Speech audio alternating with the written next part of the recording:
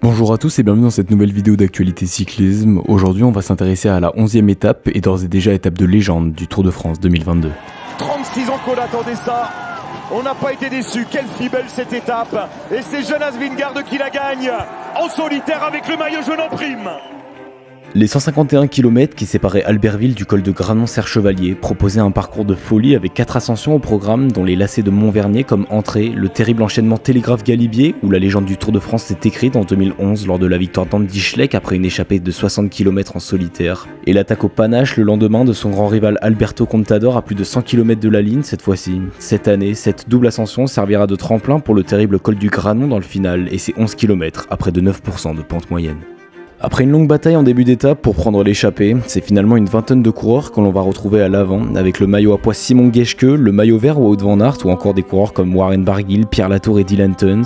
Pierre Latour va dans un premier temps passer en tête au sommet des lacets de Montvernier, mais c'est bien dans le col du Télégraphe que les choses sérieuses vont commencer lorsque la formation Jumbo-Visma va embrayer et attaquer avec l'un de ses deux leaders Primoz Roglic dans la roue d'un coéquipier, Tish Benoot. Une première accélération qui n'aura pas d'effet sur la course mais qui mettra d'ores et déjà le maillot jaune Tadej Pogačar sous pression et scellé à plus de 70 km de l'arrivée.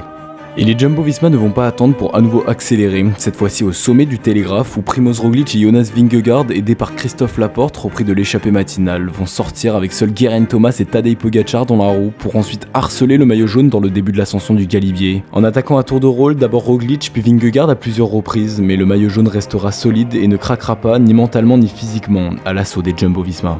Et tandis qu'à l'avant, Warren Barguil s'isole en tête avec près de 5 minutes d'avance sur le peloton. Les favoris du classement général, eux, se regroupent derrière après l'explication entre Pogačar et Vingegaard. Et à 2 km du sommet, c'est Romain Bardet qui place sa première attaque, contré ensuite par Pogačar. Le maillot jaune va s'envoler ensuite avec Jonas Vingegaard dans sa roue, mais le français, avec une force et une abnégation folle, va s'accrocher et basculer non loin des deux grands favoris du Tour de France, devant des coureurs comme Geraint Thomas et Nairo Quintana, et largement devant David Gaudu et Primoz Roglic qui vont basculer 2 minutes après le groupe maillot jaune.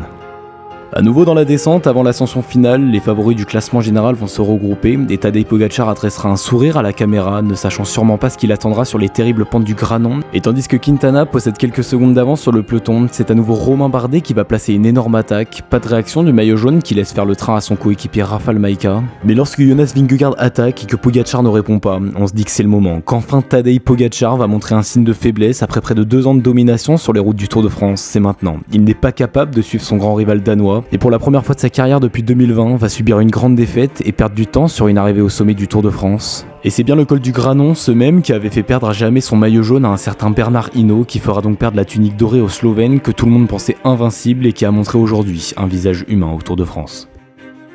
Jonas Vingegaard, lui, a volé aujourd'hui sur ses pentes terribles et a fait coup double en s'emparant du maillot jaune en plus de la victoire d'étape. Il est maintenant le grand favori pour remporter ce Tour de France, mais attention à Tadej Pogačar car le jeune Slovène revanchard n'a pas dit son dernier mot et pourrait bien dès demain frapper très fort le 14 juillet, au sommet de l'Alpe d'Huez.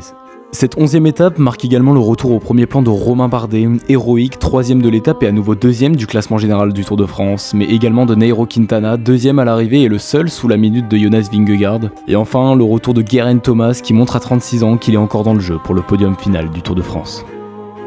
Avec cette étape, la grande boucle est maintenant totalement relancée. On a certes un homme fort qui domine le maillot jaune avec déjà plus de 2 minutes d'avance sur son dauphin, mais derrière, 6 hommes se tiennent en moins d'1 minute avec des coureurs offensifs et en forme à l'image de Romain Bardet et Tadej Pogačar qui feront tout pour faire basculer le nouveau maillot jaune, Jonas Vingegaard.